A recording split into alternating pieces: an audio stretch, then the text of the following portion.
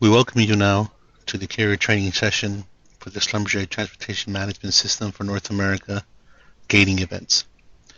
By this time in the training videos, you have already seen a TMS overview.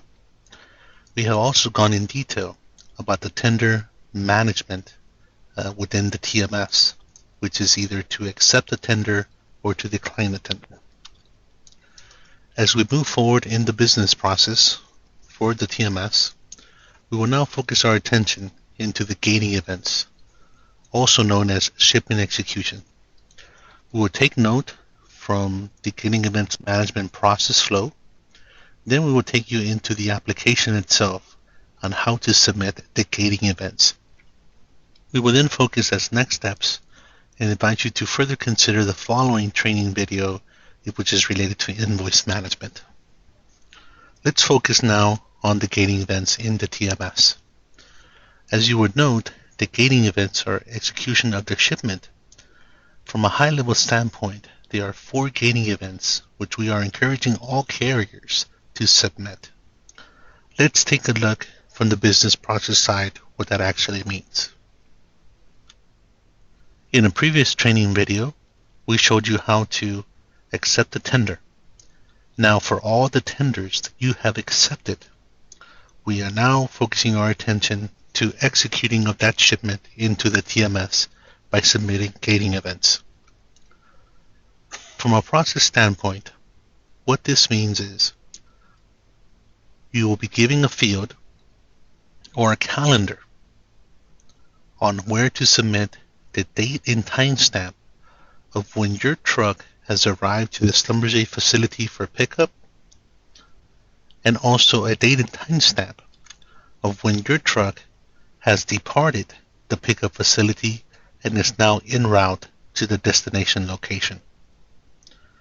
Please note that we are capturing 2 events, both a gate in and a gate out at origin. Moreover, a gate in and a gate out at destination. These specific gating events will provide triggers into the TMS as indicators of what the status of the shipment actually is. Thus, the importance of all carriers submitting the gating events for each shipment that has been tendered to you.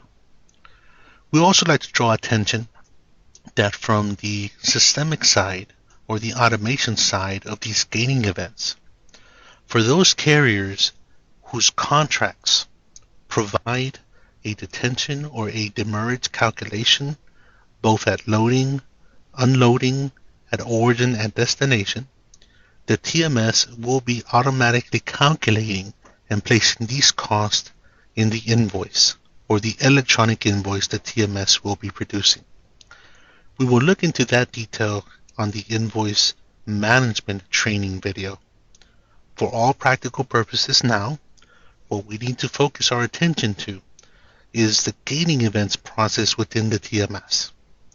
Again, both a gate in and a gate out at origin, and moreover, a gate in and a gate out at destination. We will look at the calendar feature to see how this information is actually being tracked.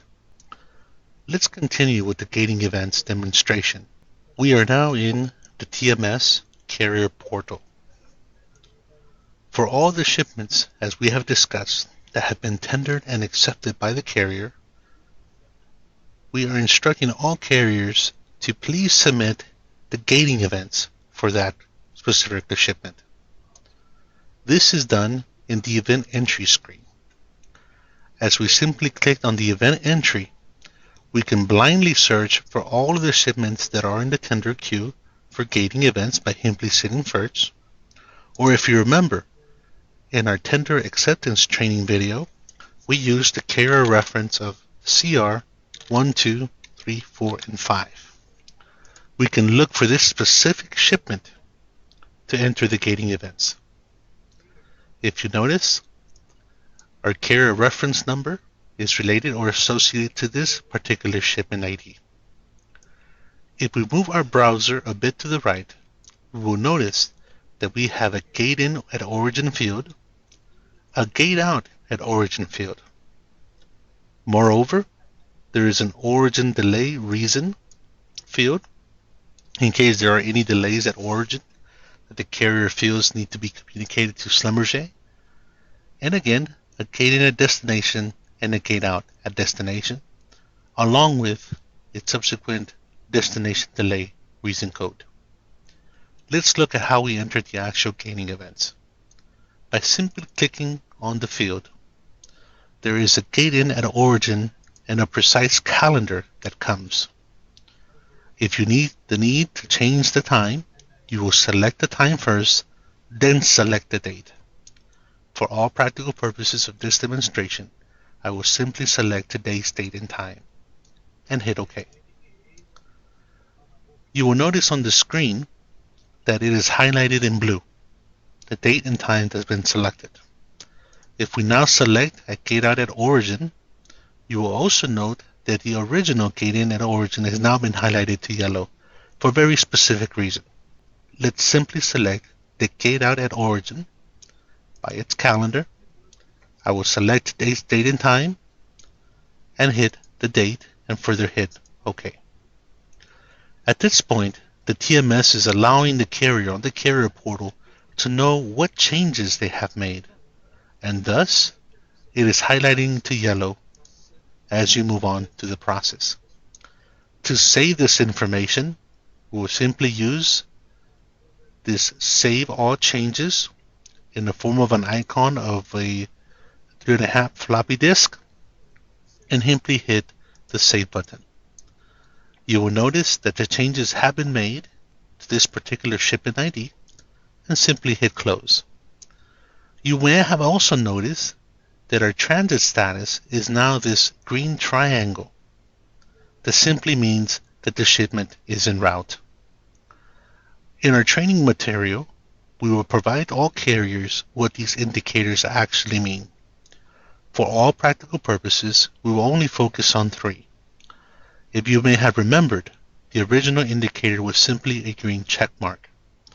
As we submitted the gate in at origin and the gate out at origin and saved those changes by the refresh, now we received a green triangle followed by a circle on this refresh screen. If we continue to move over, you can also capture an origin delay reason code by simply clicking on the field. You may select one of the delay reason codes that is appropriate here and hit the Save button. You will notice that those changes will also now be saved. In our original scenario, we have now completed the gate in and the gate out at origin. Let's move forward to the gate in at destination and the gate out at destination, and if appropriate, a destination relay station code. For all practical purposes, at the gate in at destination, I will simply select today's date and time, hit OK, move forward to the gate out at destination by double-clicking, selecting the calendar. I will further select today's date and time and hit OK.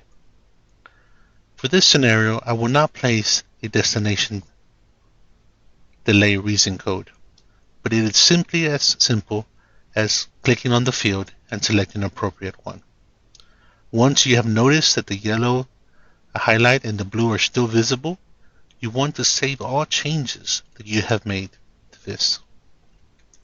By simply hitting the save and getting the receive confirmation and now hitting refresh, you will also note that the transit status code or icon is now a house.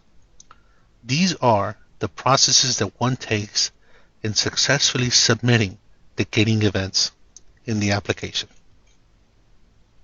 We now encourage you to look at the invoice management training video.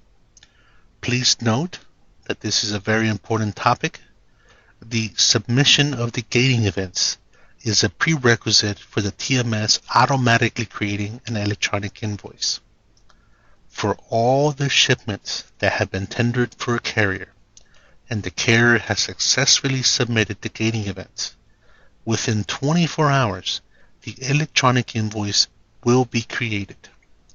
We will talk about the specifics of the invoice management, the TMS calculations, both from a line haul perspective, a fuel surcharge, and also additional accessorial to an invoice under the training management video.